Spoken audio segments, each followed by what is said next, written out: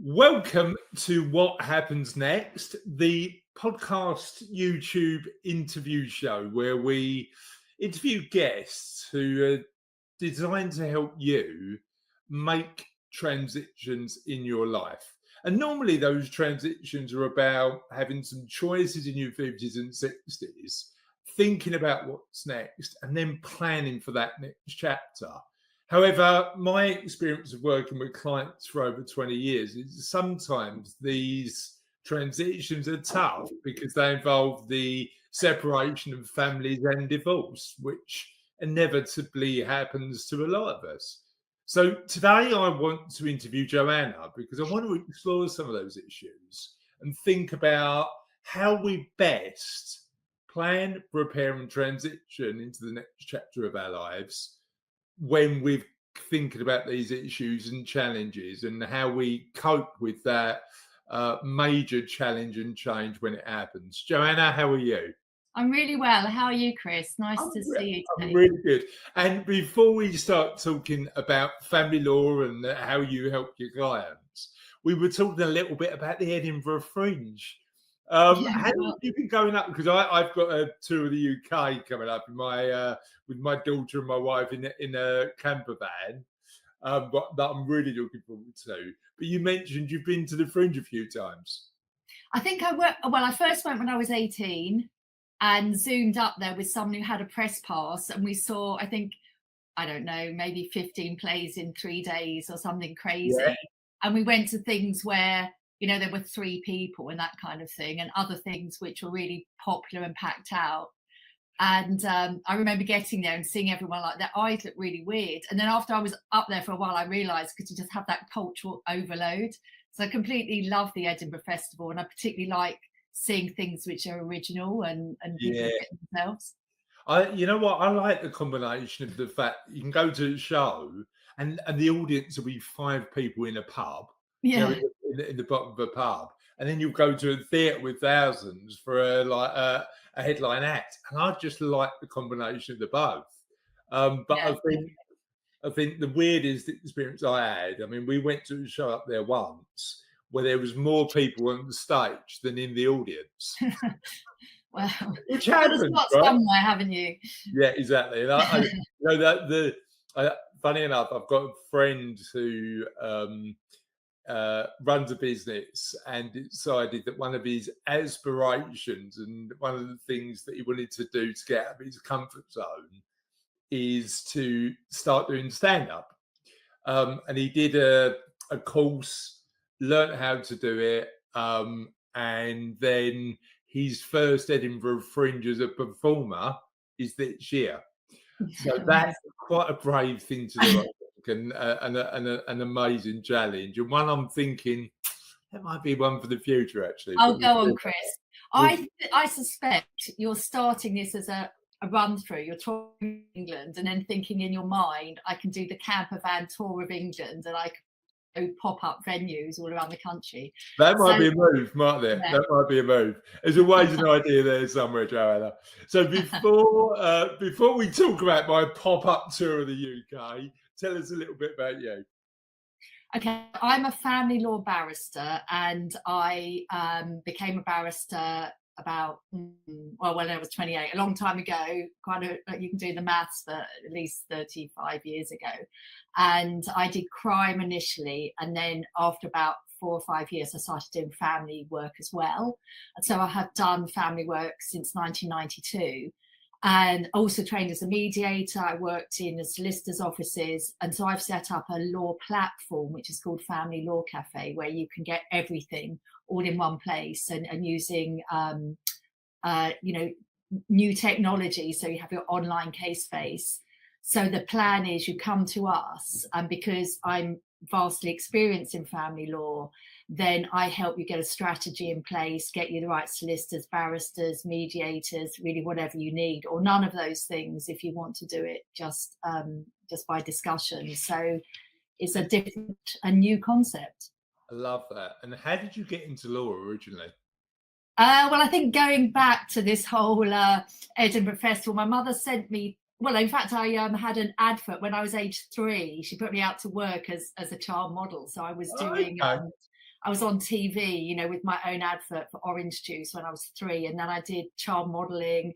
I went to stage school, and I wasn't really interested in being an actress. I did sort of little bits in movies, but I was really good at English, and so I liked the idea of writing my own script and doing my own thing. I at university. There's an element of law that is quite there is an element of law that is quite theatrical, right? You know, you've got the court is your stage potentially. I don't know. What do you think? Absolutely, because as a barrister, you are acting for your client, yes.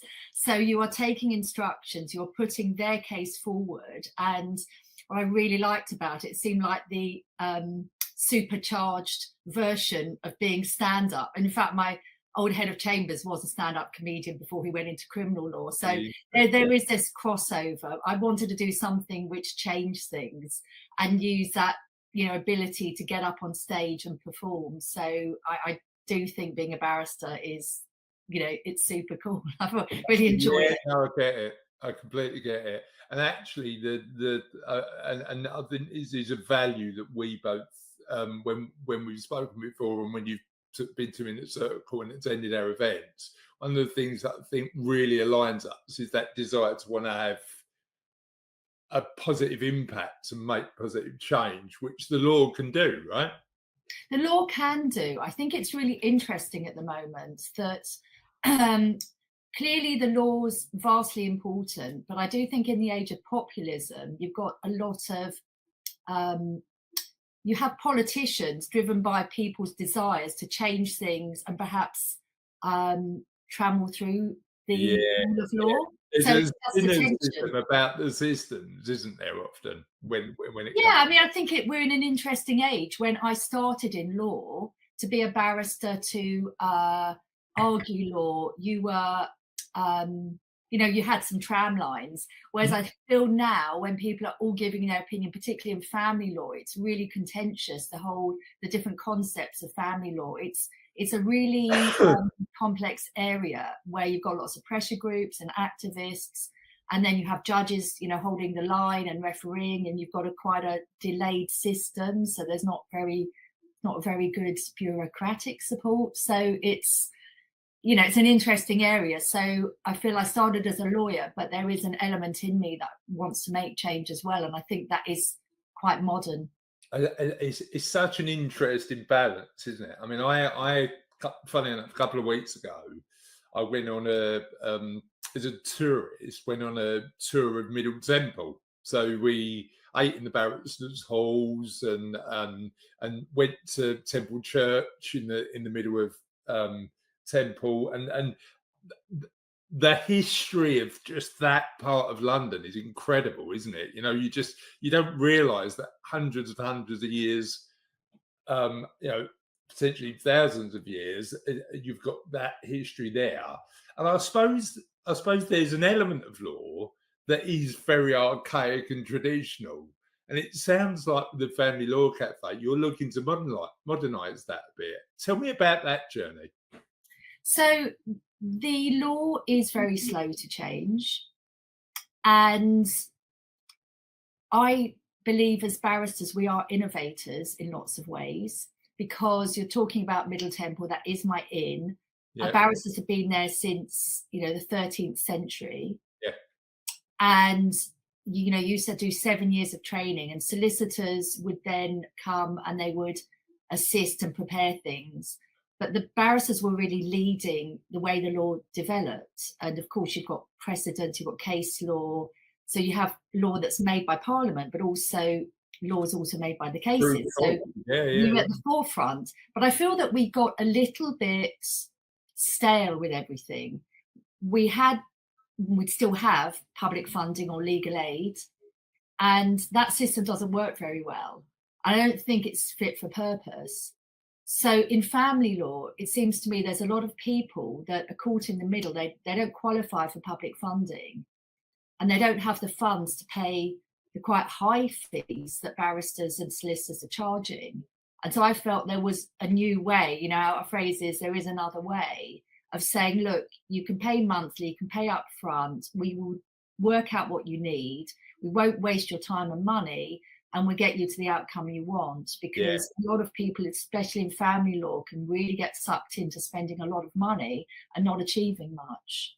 And So that's my I'd imagine thoughts. there's a fear about that, isn't there? That Yeah. fear of turning around and going, well, actually, should I settle for a quick resolution because I'm actually concerned that the legal fees are going to eat up a lot of what I'm going to get anyway. Yes, and I think we as lawyers should take responsibility for the fact that, we charge a lot, we have an antiquated system, we haven't modernized, and I think we need to modernize. We do need to modernize. And so most of the information I put out is educational. It's telling people this is what happens in court, because obviously I've been there for 30 odd years in court, finding out what happens. And most people are very fearful of the money they're going to spend. The system is not best suited. And I want to change that. I want people to understand what is achievable, what isn't. Be realistic. I think sometimes they can have an unrealistic expectation of what they can achieve. I want them to know from the beginning and then work out what they can afford. And what really concerns me is that there is a move towards people saying, we don't need lawyers at all. That is, it's just like saying, let's sort out my plumbing. And, and to an extent, you can do that. I just know that if I sorted out the plumbing in my flat, it wouldn't be a good idea. And it would be slow, expensive. I'd probably have, leaks, and it would be a disaster. So I think we as lawyers, we need to be approachable and we need to be realistic about our fees. So I'm trying to get more people to use lawyers and get lawyers to be reasonable about their fees. It's quite tricky, but that's what I'm trying to do. But you're right. I mean, that element of, well, actually, I'll do it myself might work for some people, but actually, the challenge of a way you've got is if you're doing it for, and it's unlikely that people are going through that family law journey or divorce journey too many times in their lives. They just haven't got the expertise that somebody like you would have, that you've done this hundreds of times, right? So it's basically a full sale, and I'm just saying I do it in every day. Again, that comparing it to once I had something in my flat, there was like some dampness in the wall. I was just worried, and then this guy came and said, "Oh yeah, it's just this," and did it. I worried all that time. All it was a bit of lead he needed to put to stop it leaking. I want to explore the family law cafe, but the bit I'm always curious about, and I was, when I was doing my tour of the temple a couple of weeks ago, I was asking loads of questions about this. How was your, funny enough, I've got a friend whose daughter is currently going through pupillage, like training to be a barrister, and coming up to the end of the year. And my understanding is that you get to the end of the year at the pupillage, and it's quite a nervous time. So how is that for you? Because the chambers can decide, yes, we want you, or is that right? How does that work? And how was that experience for you? It's really interesting because it hasn't changed much. And I used to teach at bar school, and I was the pupillage advisor, which was slightly soul destroying. Because when I started at bar school, and I'm sure it's similar now, they would say at the beginning, well, only one in 11 of you will become a practicing barrister. Those are the odds. And you're already at bar school training to be a barrister. You finish your law degree, then you went to bar school to train for a year to become a barrister, and then you do a year's pupillage. So chambers can take on pupils. I think it's got worse now because they pay them. When I did it, I didn't get paid. I got £500 as an award, and that was it.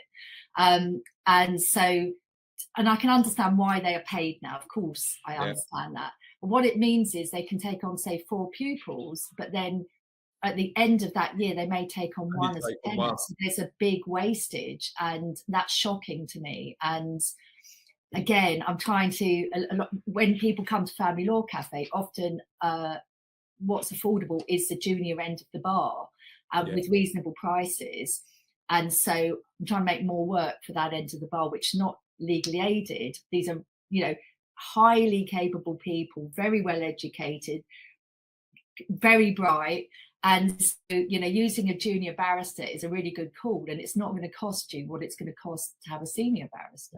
Yeah, and it might be right for your case. So tell me a little bit about the process. Somebody's going through a separation or wants to get some advice about what that might involve, what's the steps that they'd take to get involved with the Family Law Cafe? How does that work practically? Well, they just contact us by email, through Yeah. our website, or by social media. We're not on all the main platforms, or call in and just say, look, this is my problem. And we'll probably ask a few questions. So if they're already in litigation, probably ask for the most recent court order. If they're not in litigation, where are you now? Where do you hope to get to? And we will have an initial call, and there's no cost or charge for that. It's got to be a good fit. And they will say, well, this is where I am, these are the issues, and we'll work out where they want to get to. And then we will put to them, well, look, we think the way forward is this is probably a good idea to think about. It might be mediation, it might be straight to court, it might be arbitration, it might be getting a solicitor in, it might be getting a barrister in, it might be just discussing it with the other party. And so because we have an overview, we'll give an overview and say, this is what we think, and we charge a monthly fee at a budget. We look at their budget, what can you afford? We charge a monthly fee that will work for them, or an all-in fee, because let's say there's a hearing in 1 month, then certain things need to be done, and the fee will be higher in the first month, because obviously you do a lot more in the first month, and then we just set it down for a monthly fee, and then they pay an uplift when something special needs to be done, for example when they've got a court hearing. So I'm just trying to allow people to have control over what they're doing and to be informed. I've got no interest in a lot of lawyers, I think, make things seem more complicated. I'm trying to make things simpler for people. Simplify. Yeah, no, I love that. And talk to me a little bit about the technology that comes with that, because that when I had a look on the Family Law website, so you've got a for want of a better phrase, and you've probably got a better one, a case tracking software that allows people to just understand where they are in the journey. Is that right? Yeah, we call it the case space. And so what that means is that it's very simple. I said when I got it built, I wanted it as simple as Facebook. So people go on there, they can upload their documents, they can ask all the questions they want. We reply on the case space, and we have meetings online.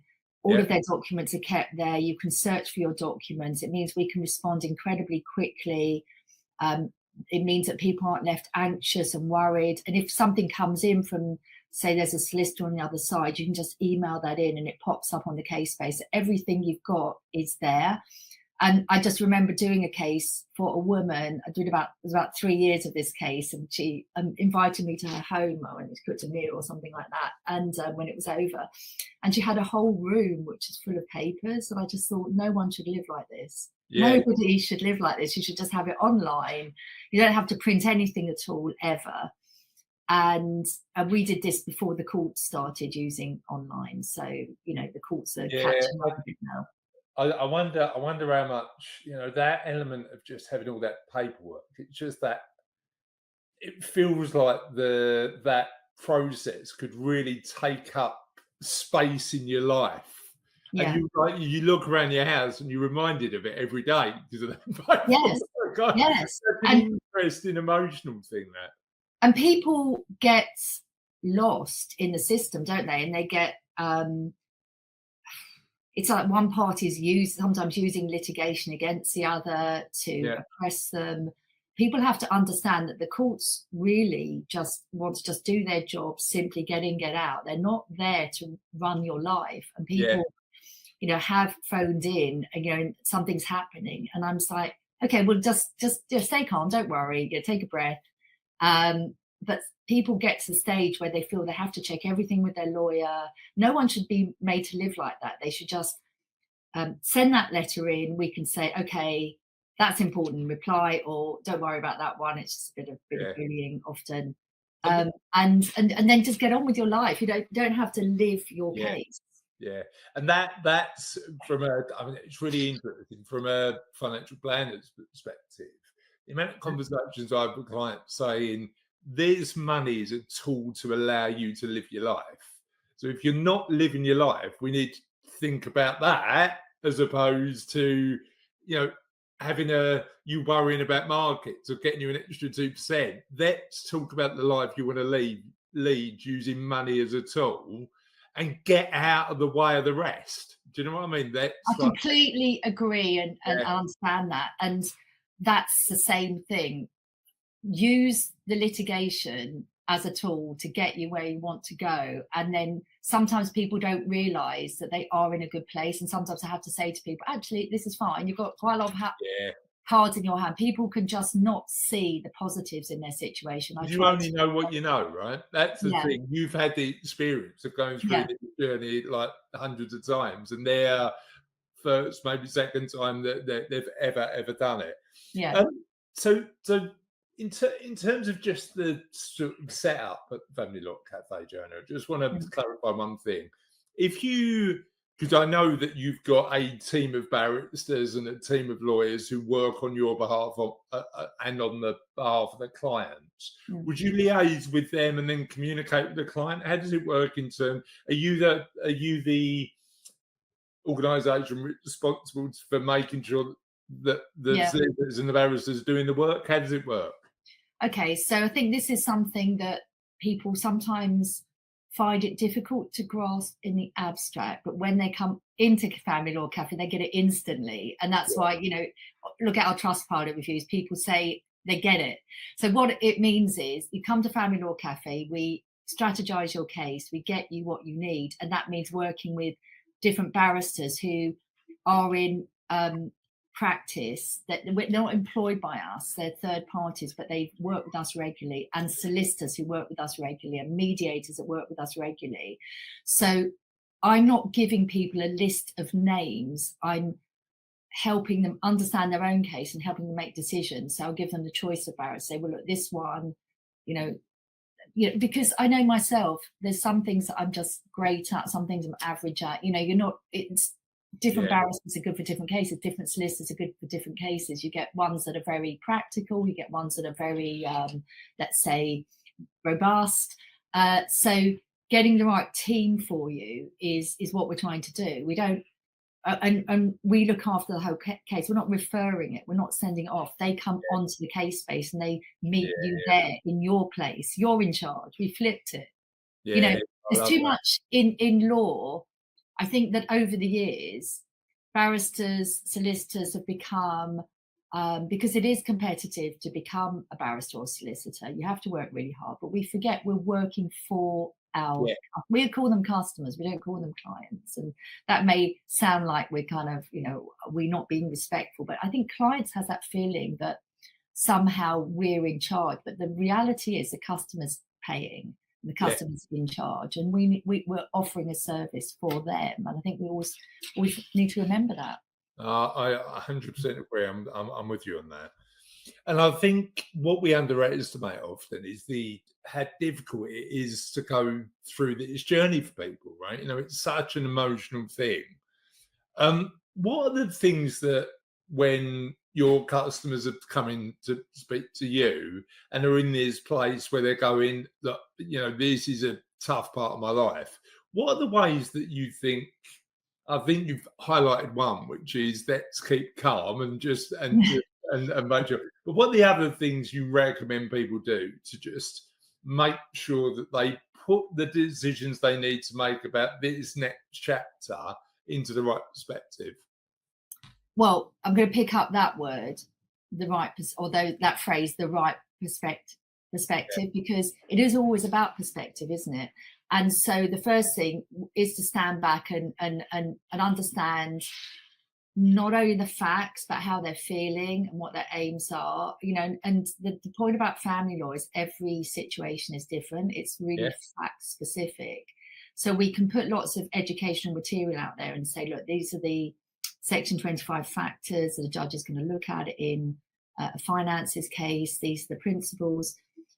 And then people say, oh, yeah, but in my case, that's a bit different. And then if you've done this for a long time, you'll realise when they talk to you, okay, well, I don't know, you've got a child with special needs. That is going to be the magnetic factor. That's going to be the main thing. That's going to mean the housing needs are greater party, for example. So getting the right perspective and not panicking, as you've mentioned, let's it's okay. You know, it's not all going to happen. Everything moves slowly. So you've got, in some ways, that can be a bad thing, but it also can be an advantage. Like, okay, let's just take a breath and make a plan.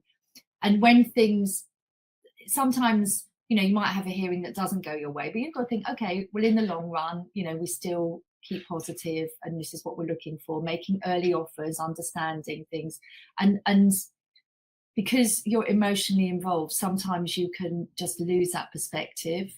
And so another thing I find is that people might see a lawyer, things might be said, and then they forget it because they're so embroiled in their own thoughts. So that's why I like to use a case base and say to people, look, we don't do a one-off meeting, we do a monthly fees. So, you know, So you can we're raise around if you something. need us, right? Sorry? So you're around if they need a conversation like that. Yeah, so you know, when they don't understand, you know, no question is a silly question, is it? Yeah. You know, it's like just raise something, we'll explain it. Sometimes people misunderstand things. You know, sometimes I went in, had a, you know, initial meeting with someone who said, look, there's not going to be no cost here. I said, no, actually this area, there will be a cost sorted one way or the other. And it is really important you know that at the beginning. It's so interesting because when I think about, because we don't do at Savello, we don't do transactional work anymore, and there's a part of the reason we decided not to do transactional work is because what we realised is, number one, a lot of what we spend our time doing is being around to answer any questions that clients have got to keep them on the right track. And that might be, I mean, I had a really interesting conversation with a client a couple of months ago when Donald Trump was putting tariffs on everything, and it impacted the market. And he said to me, Chris, he sent me a text message. Chris, I know what you're going to say to me. I know we're looking at longer term, and you're going to tell me to maintain a degree of medium to long term perspective. But do I need to worry about the orange man? and number one, it made me laugh. So I phoned this particular client and said, no, because actually we know that markets are robust over the medium to long term. Even though short term we had some ups and downs, over the medium to long term we're going to be okay. And his answer, Joanna, was, all good. I feel better now. I've had a conversation. I think we underestimate that degree of reassurance and the part it plays in helping clients. And that's why for about 7 or 8 years now, and we've been around 15, we stopped doing transactional work, because my experience is that actually being that voice of reassurance means that clients are more likely to achieve their financial plan, because they don't make those knee-jerk and often detrimental to the medium to long-term plan mistakes that you can make without that ongoing support. It's really, really interesting. So can I just pick you up on that though? Because I can't let that pass, because that's the point. I don't want to be transactional. I want to have a relationship. 100%. We have a relationship with our customers where we want them happy at the end. You know, that's really all we're about, to make sure that they get what they want. Or, you know, most people are reasonable. They're not out there, certainly the ones that we work with, they're not out there to destroy other people. They just want a reasonable position.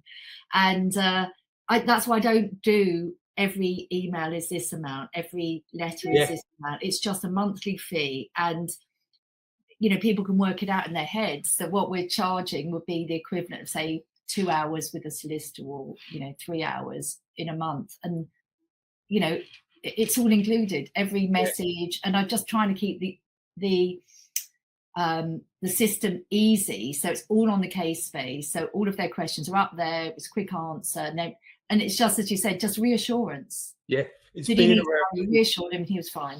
And also it's reassurance without turning around and going, I'm going to get a bill now that's going to mean that, you know what I mean? It's that. You should never have to pay a bill. And sometimes people are paying bills because they're chasing their solicitor to say, have you done a letter? Have you done it? And then at the end of the month, they're suddenly, oh, I was billed. And it's cost me. Madness. It seems mad. So number one was maintain perspective is really important. Number two is keep calm. What do you reckon your third thing is in terms of better negotiating that journey of a breakup? Have a general plan, having a well-informed plan, isn't it? Like anything in life, don't have a kind of crazy plan. Like, I'm going to get, 90% of the equity of the house. I mean, it's unlikely to happen. Or I want this, I want that. Have a well-informed general plan and be prepared to, and just work towards it and work with people that know what they're doing. Don't work with experts, use experts. Why wouldn't you? I mean, as I say, I think it's disaster that people are deciding I'd be better off without a lawyer. I mean, that's just wrong on so many levels. Yeah, Like, I'm going to do better without a lawyer. That's just not going to happen. I've seen people representing themselves in court, and it's, even though the judges are trying to help them, sometimes I think people think, oh, I'm going to try and do something, that's really going to help me. I'm going to hand in this document, not give it to the other side. That's going to really help me. And everyone just looks and says, okay. And the judge will give then the document to the lawyer. You could don't do things without a lawyer. I'd imagine not non-disclosure then damages your case, right? Well, exactly, that's what I mean. So people go into, they might then, without meaning to, put in. I mean, this is an example of something that was in the court the other day. We had a lovely lady who's been with us about 1.5 years, and we've had solicitor writing to the man. So we had to issue proceedings in the end. And he just turned up on the day at the hearing. And I think if he could have heard himself talk I think he thought he was being clever. And of course, it just didn't end well, that hearing. And he's not doing the right thing by not making disclosure. Maybe he has a valid reason, but he's not helping himself. Yeah, 100%, completely get it. When people are going through that journey of separation or divorce, what elements do they often underestimate or underprepare for, do you think? It's a little bit front loaded, when you're going through if you're going through a separation or divorce. I'd say the best thing you could do is get good advice early and take all the actions you need to do. And usually you'll find that one party is ahead of the other. They've been thinking about it, they've been planning it, they haven't taken steps, they are more ready, when they do. And you can have a party that's just blindsided, emotionally distraught, and no matter how hard it is, just invest in a little bit of advice at the beginning. The earlier you do things, like anything in life, isn't it? Is if I know you didn't go to the dentist, the longer you leave it, the worse it's going to be. Yeah. I suppose the big thing there is, as you say, there's normally an instigator of these proceedings, and the other side might be on the back foot in terms of knowing where they stand, because even though they might have an indication, they didn't realise. I mean, how does that? I mean, I can't pretend I know anything about this, but how does that dynamic typically work when people are coming through the doors? How is it? At what point do they normally come through? Is it when somebody's giving them divorce proceedings, or how does that dynamic typically work? Yeah, I mean, people come to us in all situations, and so it can often be the case. I suppose all these examples are kind of bad things, unfortunately, but let's say, someone close to you is unwell, or you're unwell yourself. You tend to ignore these things. I just wonder, in marriages, people are like, no, it'll be okay. They tend to kid themselves, everything's okay. And they can be totally blindsided, as I've said, by the other partner saying that I'm leaving, I'm taking the children, I'm off. And what if a party then goes into court and a court makes a decision, then early decisions can have a big impact. And so you might then we might have someone come to us and they've already got a court order against them, or there's a non-molestation order or something like that. And so we then have to try and turn things around and give advice, and that person can really be in a mess. And I will say often men are less aware of separation, divorce problems. It is women who mostly initiate the ending of a relationship. And so men might not be seeing their children. they might be subject to orders about behaviour, they might be completely confused. So, we need to help with self-awareness and Yeah. what we can do. And, if you have done something wrong, it is better to admit it. It's better to be straightforward. Playing things straight is usually the best way. Yeah, it's just Certainly how playing it straight we- back is the route forward.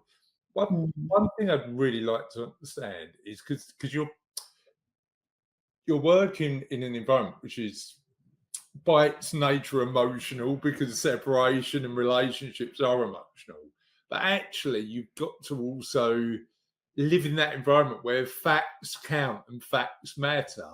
When you're weighing up and when a judge is weighing up the emotional concerns and the factual concerns, is it skewed towards the facts, or is there how do the emotions play a part? Help me understand a bit about that. Yeah, I think it goes back to the sort of thing we were discussing at the beginning, how the world has changed a lot. Now, judges are still going to decide things based on the facts and what is proved.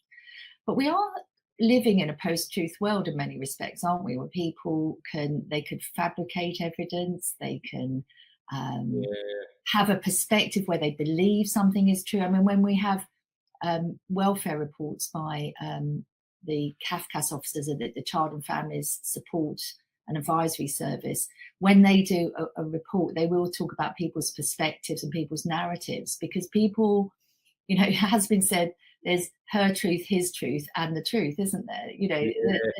And if you do end up going into a court and a judge is deciding things, people can be really shocked that their truth is not considered to be the Well, truth. that's the story they've told themselves about the world, right? That may not be the reality. So Well, it's that's why, if you can compromise, sometimes you won't get everything you want, but you have to understand, if you do go into court, there can be a finding which, is have not to go helpful your way. long term. Yeah, and where does mediation play a part in that journey? And is it right for some people to consider mediation before they go down that sort of court and legal route? What do you think about that? Well, it's less what I think, it's what the court's actually saying, what the rules are saying. You have to Okay, consider mediation. So if you don't consider it, you can't even go to court. You'd have so you to get sent show back an to exception. mediate. Yeah, and if you don't, it's really that they talk about non-court dispute resolution, which we want to promote at Family Law Cafe because it gives everyone much more control. So you can, for example, use arbitration. We've got a big matter now, which is going to arbitration. We're really happy about that because there's a level of control that you know when the hearing's going to be, you know what issues are going to be dealt with, and the person who is arbitrating, which is different to mediators. Mediation is when the mediator helps you discuss and Yeah, decide it yourself. Arbitration is a form of non-court dispute resolution where you actually put the case to someone who's like a right. retired judge and they will decide it. So It's mediation is absolutely central in family law. So And now we understand a little bit about the arbitration element. I yeah, get the mediation bit, that yeah, somebody who's literally mediating a conversation between the two parties to come to some sort of middle ground. Arbitration is a judgment, but not by a judge in court. Is yeah. that usually binding at that point, It Joanna? is, yeah. And It just is. to say, with mediation, at Family Law Cafe, we give, I think what's worth remembering is not all mediators, well, firstly, mediators can't tell you what to do. So Yeah. you do need to have a lawyer supporting you through mediation. So we offer a mediation package where we support people through mediation. That can save you huge amounts of money because you can get to your outcome by consent. So mediation is really, really important. Arbitration is when the parties decide to go to an arbitrator who is qualified to decide it. And often these people are barristers, solicitors, retired judges. Yeah. And that arbitration award will be binding because then it will go to the court and the court will endorse it. You can Yeah. appeal it, but it is a way, it's really private, private legal system, and you would pay for the arbitrator, so it can be more expensive in that way, but it can much less expensive because you're getting that arbitration within a timescale that's right for you. Yeah. And I suppose, you know what I love is the fact that you talk on the website about you getting to the optimistic end. And I suppose arbitration might be reducing the time you're in that messy middle and therefore reducing a bit of the pain, right? Yeah.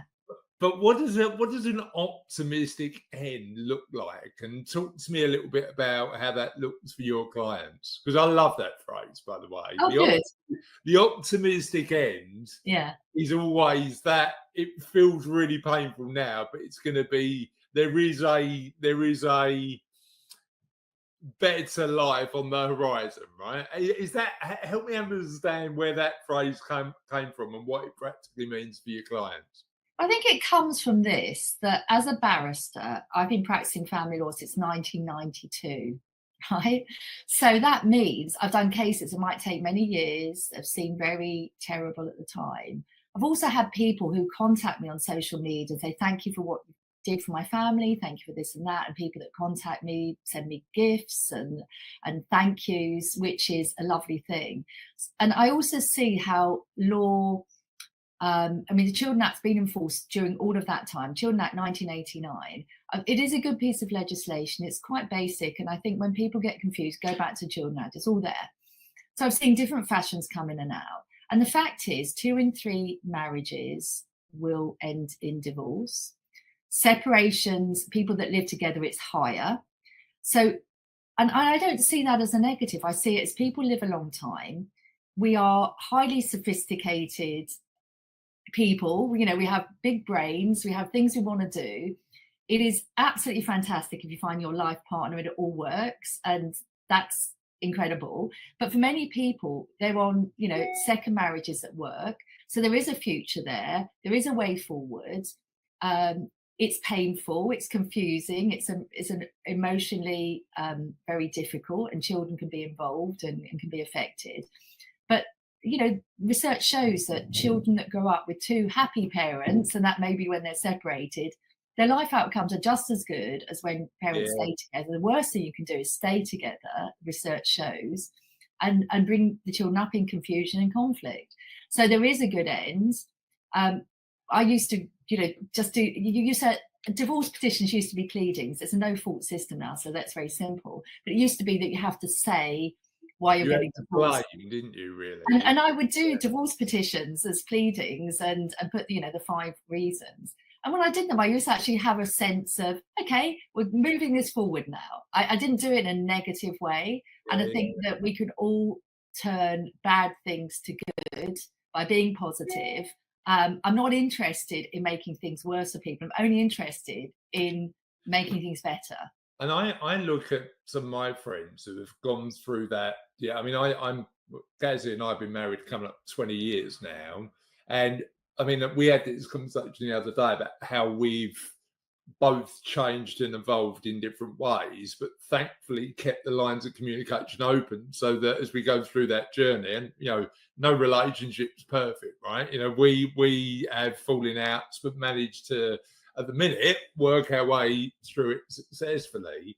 But I've also got friends who've gone through that divorce journey who at the time they said how painful it was, but now they've found, as you say, then their life partner and people they like. So that wouldn't have happened if they would have stayed in those potentially unhelpful relationships before. So it's that element of, like, as you say, there's always a future on the other side, right? That's of course there is. Of course there is. And life is complex. It would be lovely, wouldn't it, if we were lucky enough, to. Well, I mean, we all evolve, as you say. We all change. And life is complex, and that's what makes it both painful and interesting and fun.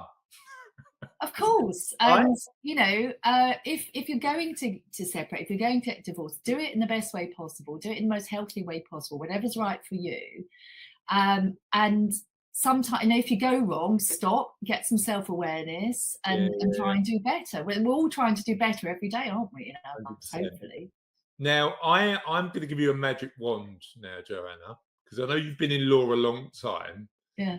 And I know that there's an element of you that loves the law and respects the law, but there's also an element where you go, this could be a bit better, couldn't it?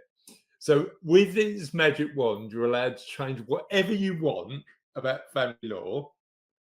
What would you do with that magic wand? You got 3 wishes, right? Three wishes. I've changed it. It's not a magic wand anymore. You're Aladdin. Or no, I'm Aladdin. Who is it? You're the genie. You're the genie.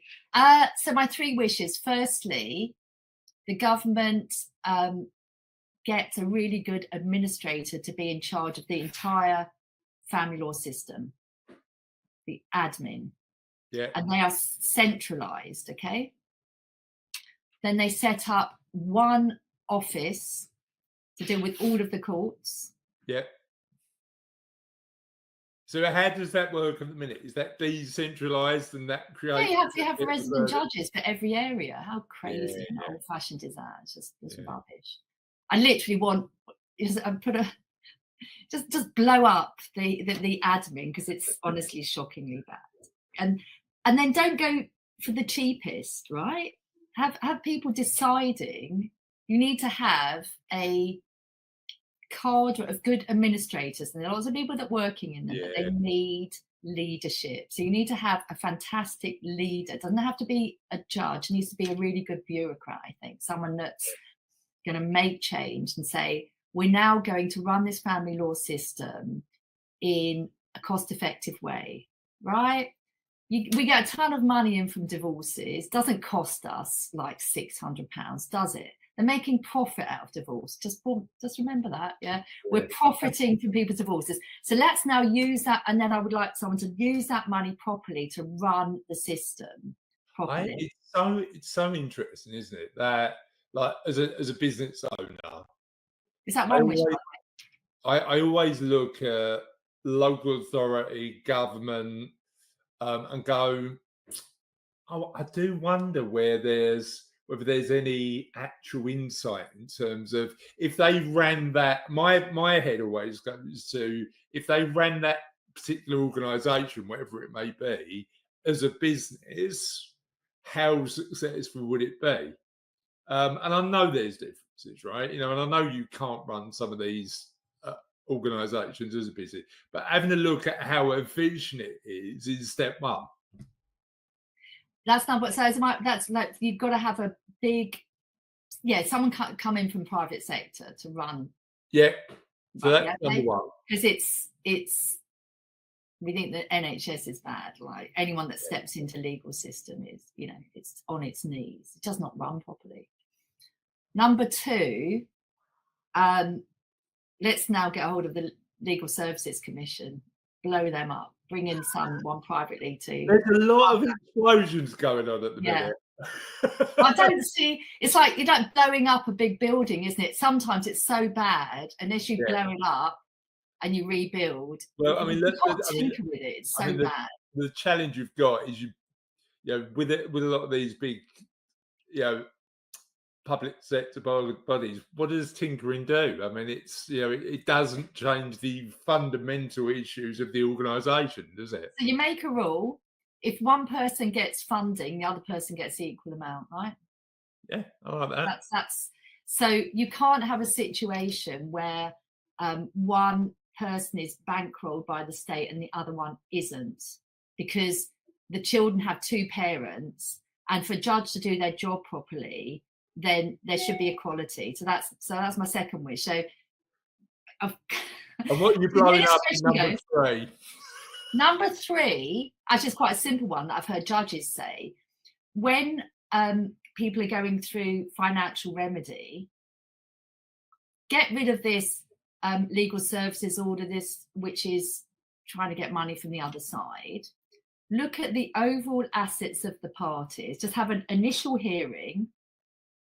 They can each have a lawyer for free, initial case management before a judge, get them to say what their overall assets are, and just make sure that the party without any money gets a lump sum to use in an appropriate lump sum. So just because someone's been sat at home, let's say it's a husband, been a home husband, and the wife's a director of finance somewhere and she's only 200k a year. He's got no money at all. How Yeah. can it be right that he doesn't ever have any money to start his case? So Yeah. just get rid of, there's something called the legal services order, and it's some kind of humiliating thing where you have to go and ask, you have to be refused by 2 lenders, and then you have to find litigation funding, and you have to, so give people a basic funding so that they can be equal in the early stages. Yeah, you know what I love about those three? A lot of them are about removal of unnecessary bureaucracy and fairness, Fairness. which is I love that. Absolutely love that. So thinking about people in their 50s and 60s, which is our primary audience in of people who watch our videos and what happens next. Thinking about separation and breakup, and thinking about how the next stage of their lives can be as successful as they can, how do we make sure that people who are going through separation and divorce make that next stage as successful as possible? Okay, it's a very common time to go through separation and divorce. Yeah. People might not realize it, but it really is. The kids are growing up, right? Kids are grown up. Yeah. There's all sorts of reasons for it. I think because people are, they've been married, they've raised children together. Sometimes people have been unhappy, but they felt, no, I'm going to stay. It's a very common time to separate.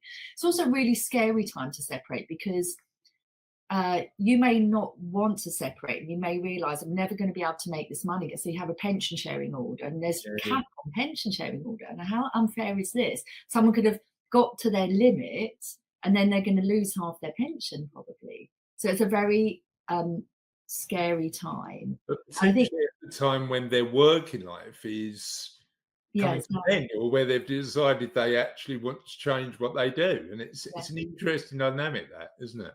Yeah, I think it's really unfair because they may not have had any idea that they were going to lose their pension. And then that may be the man, for example. And then women may be, it can feel so unfair. Let's say a man, decides to end the marriage and then finds another woman, and she's younger, and then all of the life plans of their retirement, everything, all the dreams have just been taken away. And that's not uncommon. So I would say just get early advice, look around for an advisor that suits you. Don't just rush.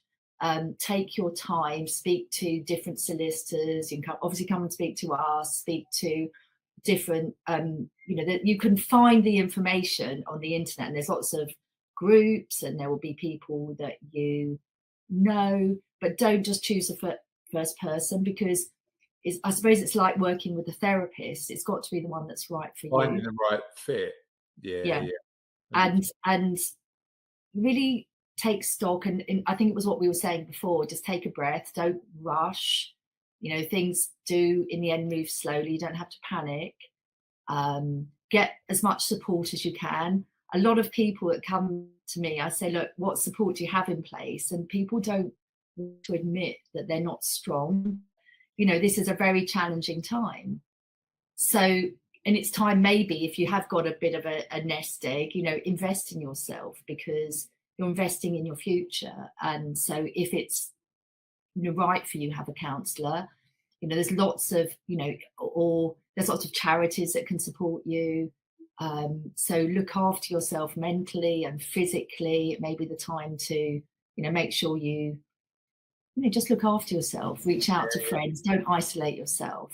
So get the best advice, look after yourself, take your time, and then make choices that are right for you. And it is a chance to reevaluate your life. And people do live longer now. So you may have another 30 years. And, these decisions are important. So don't rush anything. 100%. Your financial advisor, of course, that's all part of it. Yeah. And you're right. I mean, that because of the fact that people are living a lot longer now, there could be an actual exciting next chapter that's on the other side of, as you say, the often pain and frustration of going through this journey. And I think it's important to remember that. Tell me a story that best encapsulates the work you do at Family Law Cafe. Oh, don't know if it's what it's just sprung to mind because I've got, a thank you card just here that I came in love a couple that. of days ago. And this, if I can, I'll read bits of it, Yeah. and then I'll tell you about this. I just want to say a big thank you for everything you've done and are still doing to help me through this roller coaster of a divorce. I know we're not quite finished yet, but I already feel I owe you a medal, or at the very least, a strong drink. Emoji face. Your calm, clear advice, patience with my many questions, and sometimes a sense of humour have made this whole process so much more bearable and has helped me feel more grounded. I genuinely don't know how I would have managed without you steering the ship. It's made a huge difference now I have someone I can trust looking out for me. Thank you for being brilliant at what you do and all your hard work of making one of life's hardest transitions just a bit less awful. And there's a bit more. I love that, Joanna. I really love that. How did you feel when you got it? And so that story really, just in a nutshell, is, someone came to, they were referred to me by a domestic abuse advisor, and they were really being abused in, they'd been abused in other ways, but this was financially. And we just stuck through it. We had to have a final hearing, and went on, and it's been a very long process and extremely unpleasant. And so I'm, my main thing is I'm very determined, and if I do something, I'll do it, and sometimes you have to be determined for people and just say it will be fine. It will be fine. Mm. How did you feel when you got that card? Just, pick me up a bit, because I mean, part of that, I think it was a case recently we reported on how someone a husband was trying to remove the legal team and the support. So what can happen is that there will be actions taken. I'm not even going to say what actions because I don't want to give anyone any ideas. But when people are very determined that their spouse won't get support, they will try and attack you in different ways and do things to, cause problems for you. And people have in my career tried to cause problems for me, and great, that's a great compliment, thank you, because it means that I know what you're doing here. I see you're on the right track, and they're trying to stop you. They're trying to stop me, and I won't be stopped. And that I will just dig in harder. And as I say, I have people who reach out to me on social media, and one of them, his daughter has now become a family law barrister, and she was a child during those proceedings, and the court was completely and utterly against him. And I went up for this case, and I just thought, he does, I don't know what the truth is. I'm just, as I say, acting for my client, for my customer. I'm there for them. I don't pretend that I know what the truth is. That's up to the judge to make a finding. Even the judge doesn't know what the real truth is. But, when people on the other side try to cause difficulties, I see you and I see what you're doing. I've done this long enough to say, and then to reassure people, look, it will come to nothing. Just keep going. It's so interesting, isn't it? Because a lot of my work in life is really non-contentious. Actually, I've designed it that way because we only take on clients that we can help, we can support, but I actually really like, and I think we've got a good long-term relationship with. And it always fascinates me when it comes to family law, because by its nature, not every case, but by its nature, it's going to get contentious every now and again.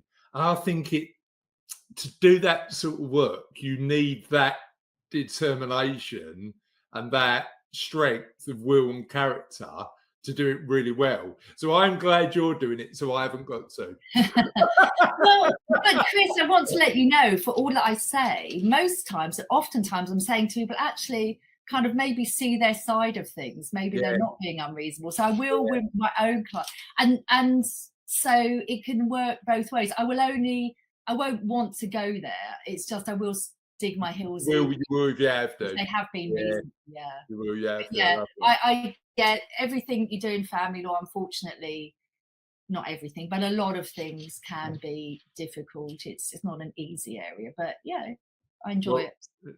as long as you love it, thank you for doing it. And then I'll just focus on this lovely little world, optimistic world that I live in.